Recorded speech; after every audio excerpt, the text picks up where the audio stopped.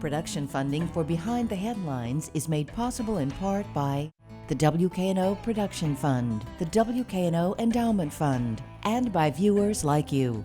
Thank you. The Memphis City Council on the new mayor, crime, stadiums, and much more tonight on Behind the Headlines.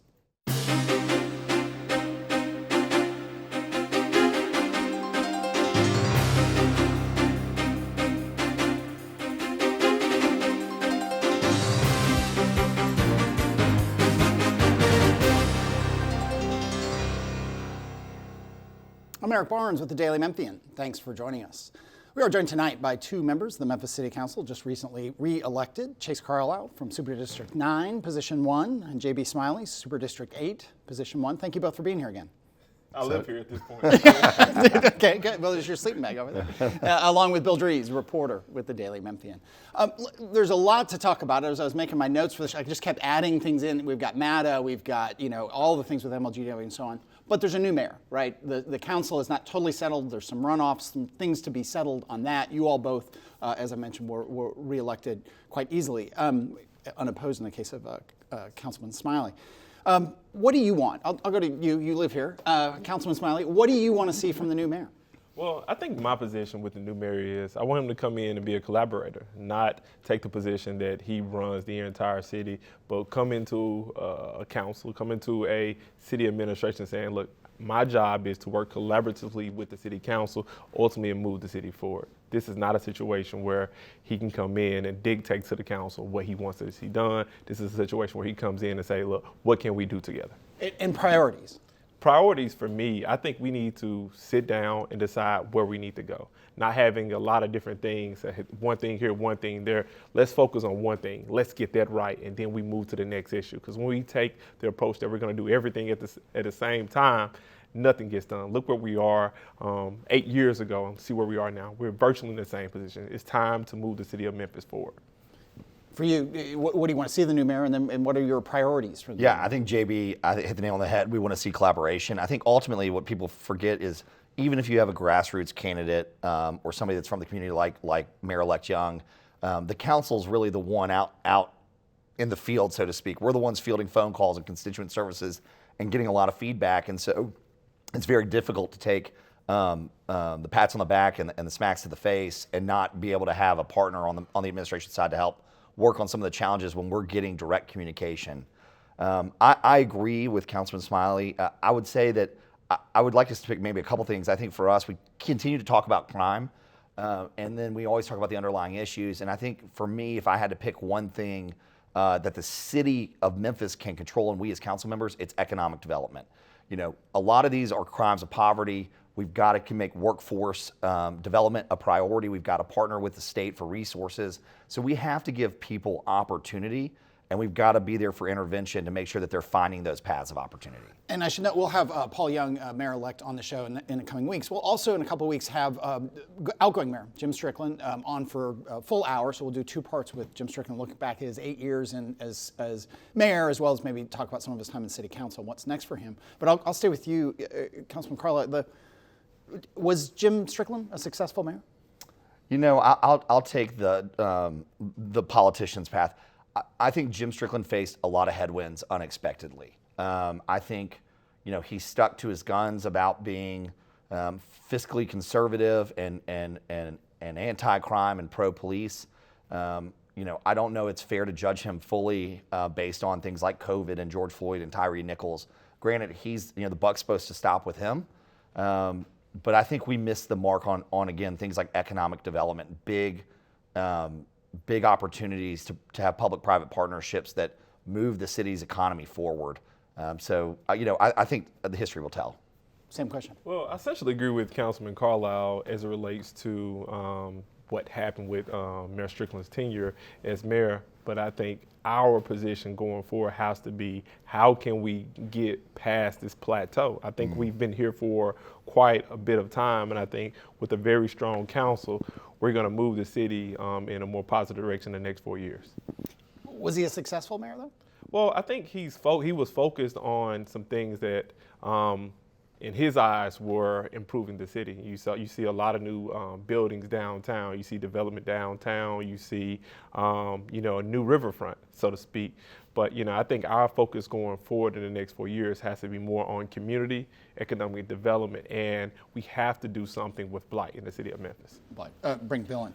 To that point, one of the things that I observed, and I think you both probably observed, is that the Mayor Strickland took a position that the city's revenue before the pandemic certainly is going to grow by such and such an amount, by maybe 3 million, 4 million, and that things like an affordable housing trust fund to promote the construction of more affordable housing will get 1 million of that, or may get 2 million of that, or maybe 3 million, but some portion of the growth. And there were several voices on the council who said, no, let's go for it. Let's not relatively nickel and dime it in a $740 million budget. Let's really put some money there, but the trade-off in that means that there might be some other areas that maybe you could give a little bit of money to that you're not going to be able to because we're going to focus on that one problem. Should the next mayor go for it, so to speak?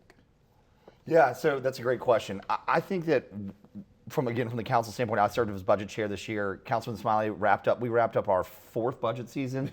And so it took some time to get comfortable. And again, we spent the first 2 years dealing with COVID and federal dollars and all these things. So now that we're comfortable, I think what the next mayor has to determine and decide is where are the priorities within some of the service lines in the city and the service centers.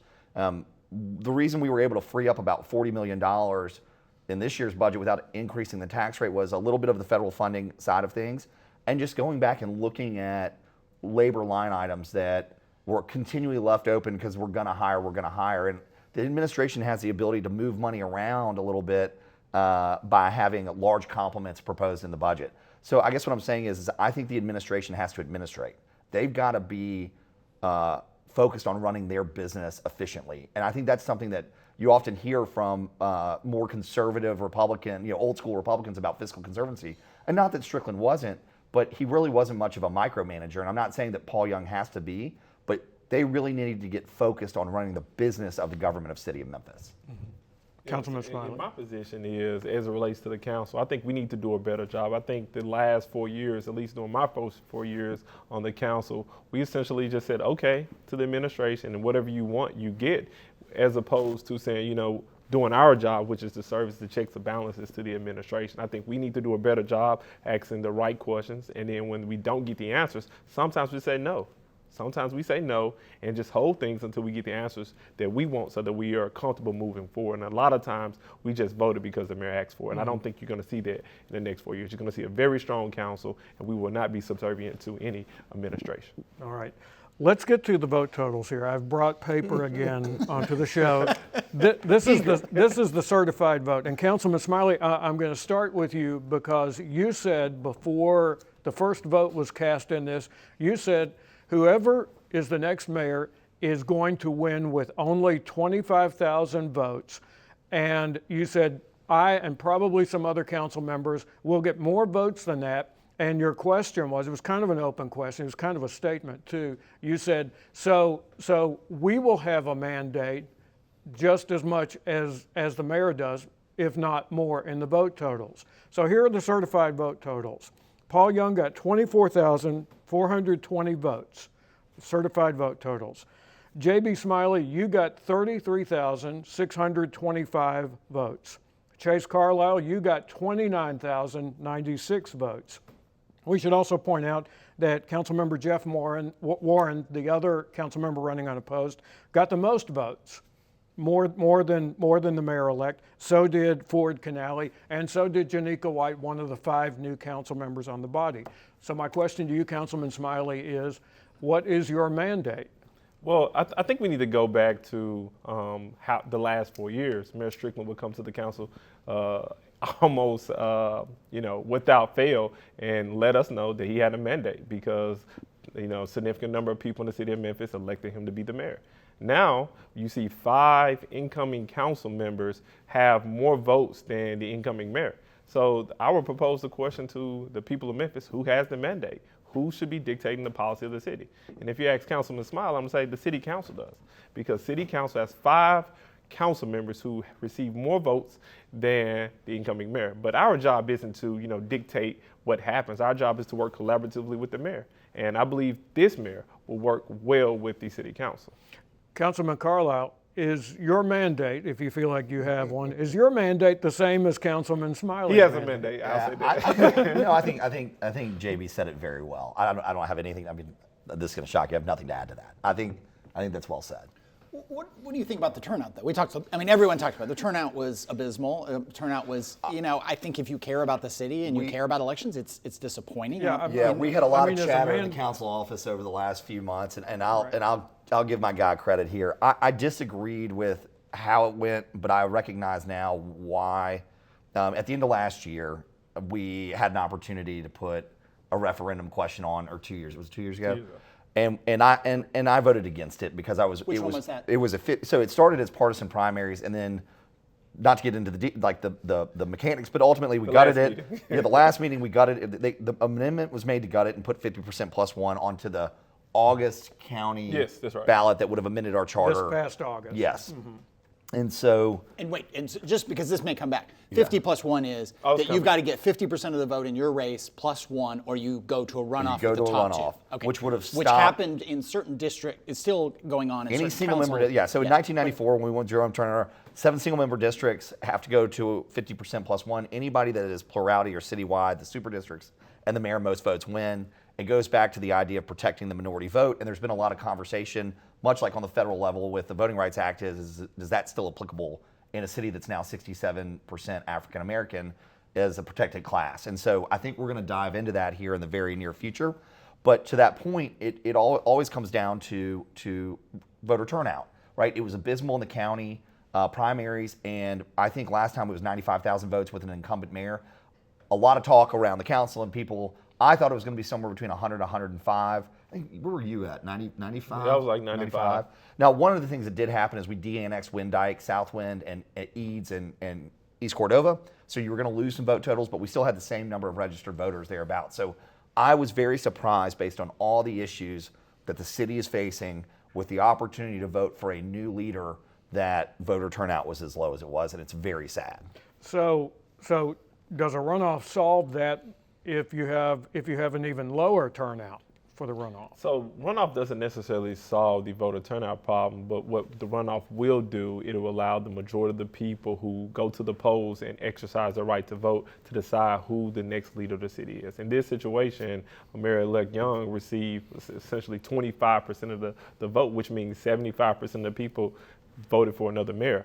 What I would like to see going forward, and the reason I propose 50 plus 1 right now in the past, is because the majority of the folks who exercise their rights should be choosing the leader of the city of Memphis. I think how we solve the turnout problem, I think one of the priorities of the council needs to be voter education, civics, so that we can get people informed on the issues of the city and how local government has a more significant impact on those issues than the federal elections. I do want to add, and I'm sorry, I do want to add though, also there were a lot of promises made, and I'll be direct and blunt about it. When Frank Colvett and then Dr. Flynn had entered the race, there was a lot of conversation about the mayor reflecting the community, and I understand exactly what that meaning and why the necessity of it. They got out of the race, and there were a lot of promises made by a lot of candidates, including a few in the top 4 or 5 vote getters, that said after things like the People's Convention and some internal polling, that if they did not have a viable path, they were going to get out, and that never happened. And I think that those individuals should be held accountable for their words, even if they're private citizens. If you see them on the streets and you're like, oh, I'm sorry you didn't win, it's like, but you're upset about Paul Young or somebody else getting a low percentage, they had the ability to endorse or get out of the race and chose not to for selfish reasons. Do you think that any of those people who you think should have gotten out would have prevented or did prevent someone else from winning this race? I'm going to say yes. JB, I'm just going to leave it at that. I'm going to say yes. What do you think? I think it would have made some of the top 4 candidates or the top 5 candidates have a more viable path to the mayor's office. What we saw in this past mayoral election is a significant splitting of votes. I mean, it truly. What? You got one more? One more. At the council this coming Tuesday, there are 2 ordinances that are on for first reading. Both of them are ballot questions. One is that would go to voters next August, and for future city elections would be to bring back the runoff for everything, essentially, 50% plus 1. The other one would say that the voters would decide on would be to go to partisan primaries. So partisan primaries had passed on 2 readings, that ballot question. Why is it back at first reading? Okay, I go. I have reason to believe what's going to happen at the final reading of both these potential ballot questions is the council will make it very clear that we're leaning one way or the other. And I think right now what the council is doing is just having conversations, because our job is to put the city of Memphis on notice of these issues, and hopefully we hear from the people of Memphis. But ultimately what's going to happen is the council will have very robust conversations regarding these issues and ultimately pick a path to go forward. Because what we know understand is what we saw in this past election as relates to the mayor, it can't happen going forward. Yeah. So in essence, you're putting both of those questions on level ground and move forward through 3 readings from there and see which one. Yeah, the council's going to pick. The council's going to choose a path to take on the 3rd and final reading. One will be voted up, one will be voted down. I highly do not. I'll hop in. Go ahead. I think it's highly unlikely you see partisan primaries come through. I think 50% plus 1. Everyone always talks about, and we don't have to spend time talking about it again, but there really is no Republican or Democrat way, you can talk about progressive, conservative, but that's even not applicable, I think, to the city council. Every member on our body is aligned and agrees on what would be considered progressive policies. We need social safety nets. We need assistance in communities. We need reinvestment into divested communities. So it's more about how do we do that as efficiently and effectively while focusing on partnerships, and I can go on, but what we were really trying to do is give, to JB's point, is kind of clean up this hot mess that's been created by plurality, which is why I think even someone like me is very open to the runoff provision. And I will say it will still have to go to court. So if voters approve 50% plus 1, Alan Wade will have to go to federal court and get a judge to agree to it. So this is one step in a process. And instant runoff voting, which some Right. very wonky folks would say, well, what about that? That was taken off the table by Yes, the the state. state You all legislature may make banned a it. kind of symbolic gesture of asking them to undo that law. But as of right now, that's not an option to have instant No, but I think we're going to make a stronger push. We're going to have a session on Tuesday to talk about our legislative agenda. I think it's important that we ask them to do that. With we got about 8-9 minutes left. Let's get into some of more of the issues that you all are facing, and the new mayor will face as well. And again, as I mentioned, we'll have Paul Young on in the coming weeks. MATA, or I'm sorry, not MATA, the other M, MLGW. The rate increases 12%. There's selling the building, moving out east, creating more power generation, trying to do more tree trimming and harden the infrastructure and spend the previously allocated money faster. All these things are happening at once. Are you all happy? I'll start with JB. Are you happy with the direction that Doug McGowan, less than a year in, head of MLGW, are you happy with the direction and what's going on there? I think the reason that Doug McGowan was in that position, because we knew that he was going to have a clear vision for MLGW. We just didn't know, which direction he was going to take, but we knew when he gives his word, he's going to keep it. And his job right now is to improve MLGW in the best way or most efficient way possible. And if these steps are steps that he believes will put MLGW in a better position, I think the council should give him time to see does these positions put MLGW in a better position, because my entire life, my 36 years on this earth, I've been hearing that MLGW is this, essentially evil entity that takes away from people to the city of Memphis. So we need to take a completely different direction. If Doug McGowan is taking us that direction, let's follow him and see where we go. Guys making moves. That's what we asked him to do. Okay. One more from me, and then I'll go to Bill. The stadium negotiations. There's all the state money that is allocated in part for Liberty Bowl. I was going to call it Liberty Land, the Liberty Bowl, or Simmons Liberty Bank Bowl, whatever it is, and for FedEx Forum, and it's just not clear there's not quite enough money, and it's not quite clear what the Grizzlies are going to put in. What do you want to see? I'll start with you this time. What do you want to see? I assume you want both to get renovated, and you want both to have, be here and thriving sports and entertainment organizations. But how does it get done? Yeah, I don't want to comment too much because ongoing negotiations are very sensitive right now. But I think we want to see a both and I think it's going to require returning to the state, and that's what we're going to be committed to do. Getting more money from the state. Yes. The question is what mechanism? Yeah. Or mechanisms. Real quick, both and. Yeah. Both and. Okay, Bill. What about a soccer stadium? That's off the table. So, but here's the deal. It's where do you put it, right? Like right now, Simmons Liberty Bowl is a turf field.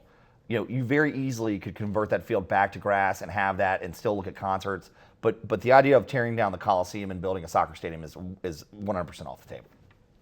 I prefer to stay out of that. There's a very strong group of individuals who's been, gathering folks to speak against tearing down the Coliseum, and I'm more inclined to listen to their concerns as opposed to saying, "Hey, this is the way, this way or no way." Well, love him. We just don't have the money, flat out. I mean, we have other priorities, and you're not going to lose a professional sports franchise. And the University of Memphis is our university, and we need to support that because what's good for the university is good for the city. And soccer's growing, but we don't have a way and a mechanism to build a $60 to $80 million stadium. Okay. Let me get to the other M now, the Memphis Area Transit Authority. The Transit Authority Board is preparing. An audible sigh from Councilman Carlisle. Yes, is preparing to, the board at META is preparing to vote on some really serious service cutbacks for this winter. At the same time that you have had on this table for some time now a $33 million transit vision plan. If the board goes through with those service cuts, what happens to the long-term plan? Is that a break in faith with the council? You want to go or you want to? I'm going to say it this way. I've received several emails and calls, whether it's, they're seeing news stories or whether, they're hearing it from their friend at, their local eatery about, MATA taking a very making draconian cuts as it relates to routes, and they're deeply concerned about it. And my position, and it usually always is ultimately bend to the will of the people. If there's enough people that come out and say this should not be done, you're going to see a very vocal Councilman Smiley. Yeah, I think JB's fair in that regard, and obviously this is a service, but it's also a business. Yeah. And I think one of the things for me is that if MLGW is going to make draconian cuts to services, they need to demonstrate why that is, and they need to open their books up very clearly about how they're managing their business and those issues, right? So we're very hands off with MATA. I mean, I think people forget that all we do is make grants to them, and they have their own board, their own C-suite, and so if it's going to come our way, there's going to be a lot of questions from me, almost like an auditor. But you all and the county commission both passed this plan that says that money that rolls off from pilots, payments in lieu of taxes, is going to go to MATA to get them to a combined funding level of around $33 million a year. What happens to that? Well, I mean, we're still marching on the pilots. We gave them an extra 10% than they received that was proposed from the mayor this year.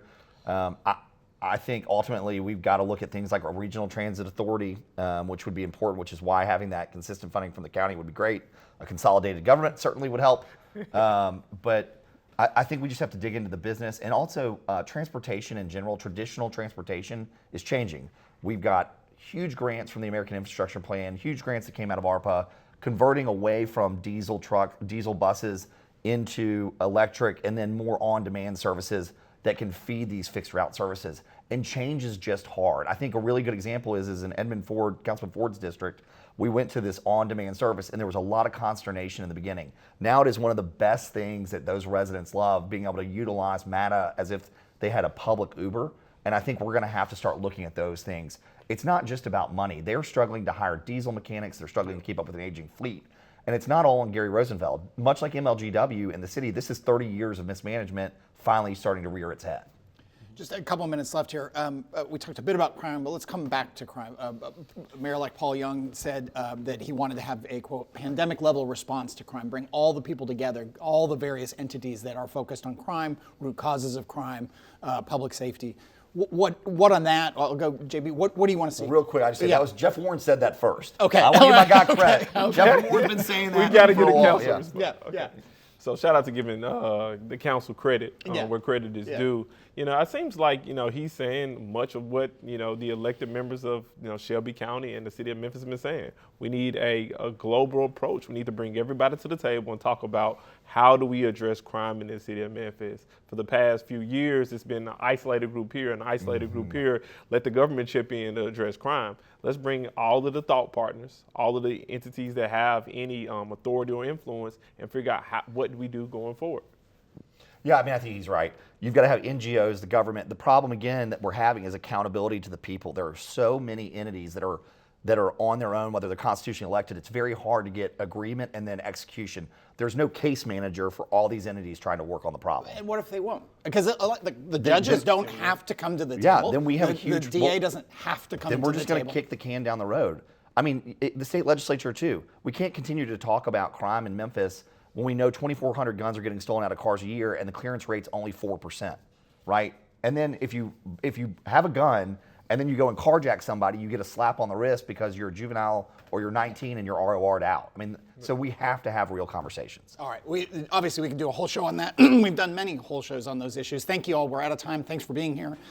Thank you, Bill. Again, as I mentioned, Paul Young coming up soon, Jim Strickland coming up soon, a big show on broadband in the coming weeks on the big broadband proposal that we didn't get to. But that is all the time we have this week. If you missed any of the show, you can go to WKNO.org, Daily Memphian, or wherever you get your podcasts to get the full episode. Thanks very much. We'll see you next week.